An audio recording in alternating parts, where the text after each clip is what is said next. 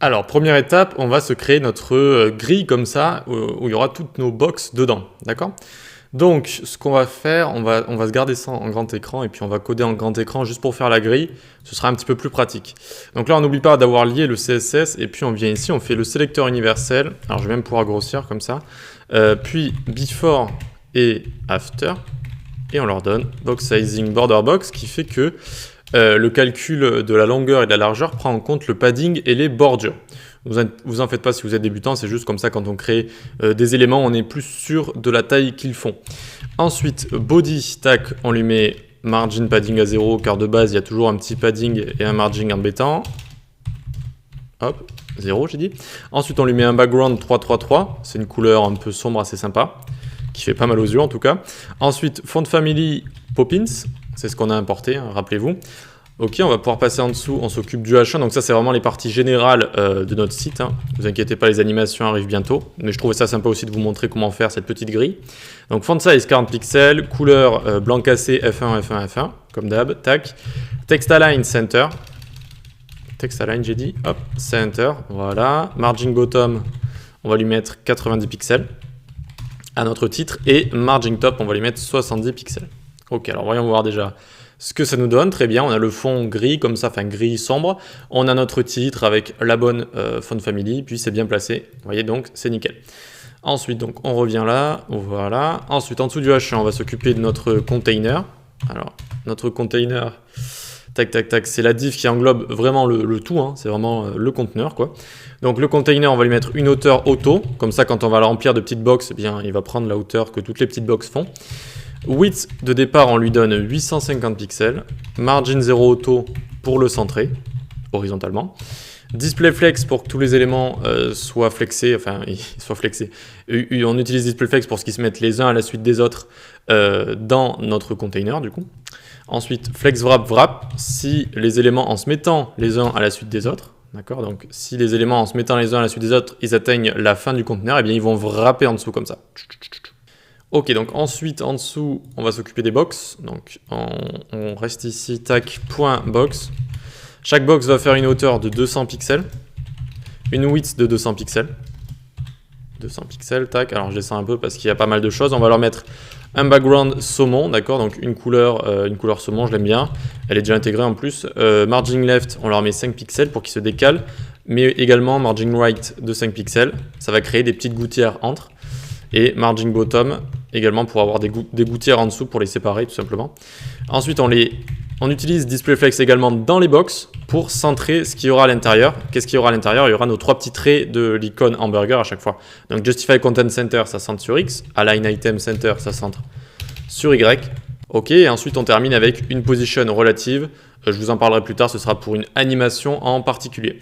Donc là, normalement, ici, voilà, on voit que tous les box sont apparus. Ça a donné une hauteur à notre container. Seulement maintenant, si on fait comme ça, regardez, hop, eh bien, ça va dépasser ici, ça va pas être joli. Alors que nous, regardez ici, ça va bien, hop, hop, se wrap comme ça. Et c'est exactement ce qu'on veut. Donc, comment on va faire ça?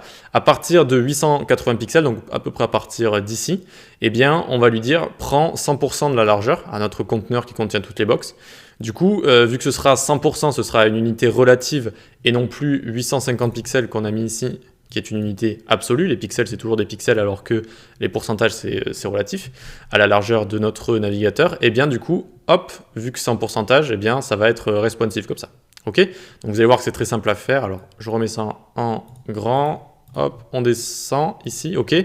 Ce qu'on va faire, on va aller juste ici entre box et container. On va faire @media screen and max width 880 pixels. Donc là, on utilise ce qu'on appelle des media queries, c'est-à-dire on donne une instruction à partir d'une certaine largeur, à partir de 880 pixels. Donc quand on sera en dessous, dès qu'on dépasse cette limite, eh bien, on veut que notre point conteneur, il ait du coup une width de 100%. Et Justify Content Center, hop, Justify Content Center, pour centrer les box à l'intérieur. Donc, regardez directement maintenant, dès qu'on va passer, alors si vous voulez voir la largeur, le petit nombre de la largeur, vous appuyez sur F12, ça va vous ouvrir la console, et si vous regardez en haut à droite, vous le voyez ici, d'accord? La largeur fois la hauteur. Hop, vous voyez qu'on le voit ici, donc dès que je vais passer, alors on va réduire ça, dès que je vais passer en dessous de 880, Hop, on y est bientôt, on y est bientôt. Hop là, c'est bon, on passe, vous voyez, donc à 800%. Et Justify Content Center, c'est pour que ça laisse toutes nos box centrées comme ça. Voilà. Et du coup, maintenant, c'est responsive, hop, tac, tac. Et même si on descend ensuite en dessous, ça fera une seule colonne avec une box à l'intérieur. D'accord? Donc, très bien, on a fait ça. Qu'est-ce qu'on pourrait terminer? Bon, on va terminer, hein, la vidéo n'est pas encore trop longue, ça va. Posez-moi des questions si vous en avez sur la disposition, sur Flexbox, etc. J'ai des cours également, hein, si vous voulez vraiment suivre ça en profondeur. Point compte ligne, du coup. Donc ça, c'est le container qui contiendra à chaque fois, regardez, compte ligne, c'est ici. C'est ce qui contient notre icône hamburger, c'est ce qui contient nos 3 lignes, d'accord? Ce qui est dans la box à chaque fois. Donc lui, on va lui donner une width de 60 pixels, une hauteur de 42 pixels. Alors, j'ai pas inventé ces chiffres, hein, j'ai testé et puis c'est ça qui rendait assez bien. Ok, on va leur mettre un curseur pointeur juste pour montrer qu'on peut cliquer dessus. Et une position relative.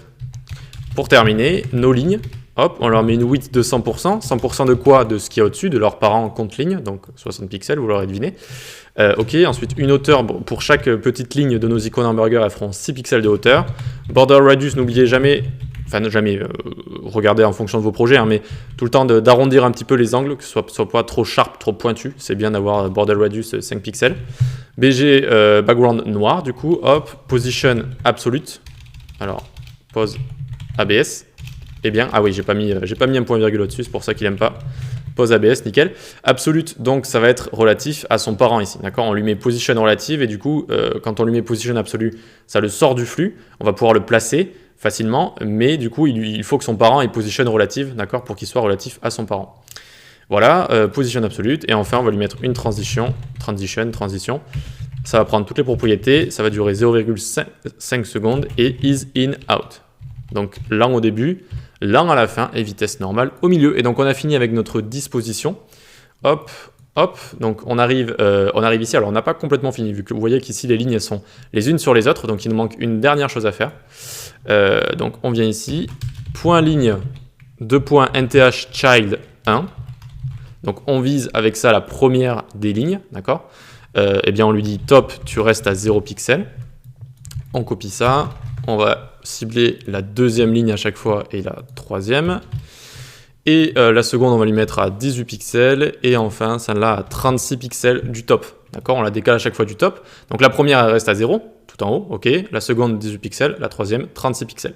Et voilà, on a toutes nos icônes qui sont ici. Sachant que vous verrez, il y en a certaines qui vont changer. Notamment, vous voyez ici, elle est plus rapprochée. Celle-là, vous verrez pourquoi. Parce que l'animation, tout simplement, rend mieux avec des lignes plus rapprochées. Et puis, il y aura quelques petites spécificités, notamment ici, où là, on va avoir pas mal de lignes. On va en rajouter 6 ou 8, je sais plus, 6, je crois. Et ici également, pour avoir cet effet où la ligne, vous voyez, elle se ferme au milieu, en fait. Elle se ferme au milieu et pas de droite à gauche. Voilà.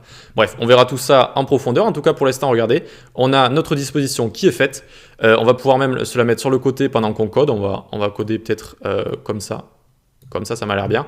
Du coup, on va pouvoir les faire une par une comme ça. Et ça va être assez sympa. Et voilà, on se retrouve dans la prochaine vidéo. À tout de suite.